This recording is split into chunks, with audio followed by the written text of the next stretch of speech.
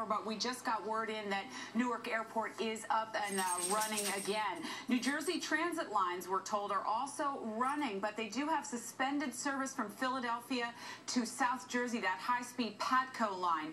You should also know that they felt the remnants of the earthquake at the State House in Trenton, but the governor was not at the State House at the time.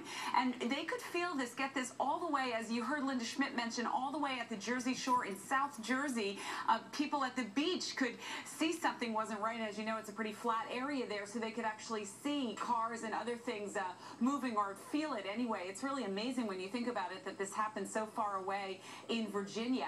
Now, the other thing that's happening here in New Jersey, of course, is a lot of high volume of phone lines, but when we called around to the different phone services, they are not having any structural damage. That's not the problem if you can't get through. It's just that so many people are reaching out to loved ones to make sure that everybody is okay. But as for the airport in Newark, as it was, planes were grounded, but it's up and running again. We do have a crew at Newark Airport, and again, City Hall was evacuated, but slowly people, as you heard and have heard all over our viewing area, are returning to their buildings. But, you know, with this happening so close to the 10-year anniversary of 9/11, I think people, especially in this vicinity, just react very, very quickly to these situations. In fact, I was driving over the George Washington Bridge, coming in from New York to crossing to New Jersey. I say I was crossing the bridge probably about 2:01 or something, hearing the reports of all this happening.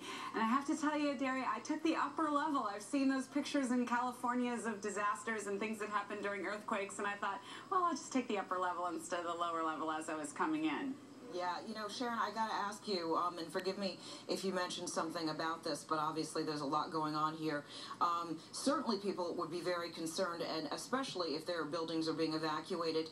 Have you heard about any structural damage to any of the buildings in Jersey City or Newark or any other places where there were evacuations? We're still looking into that. At this point, we do not have any confirmed reports of building damage in Jersey City or Newark. As I said, we have a couple of crews band out there. We're just right now talking to people who sort of felt this happen and are still shaking from that experience. But as soon as we get some more information, I'm sure that's going to take some time to establish if there was any structural damage to any significant damage to any buildings in our area. Yeah, well, the good thing, Sharon, is if there was anything major going on, we certainly would have heard of it by now. So hopefully it is all just minor. Sharon Crowley, we thank you so much from our My 9 newsroom.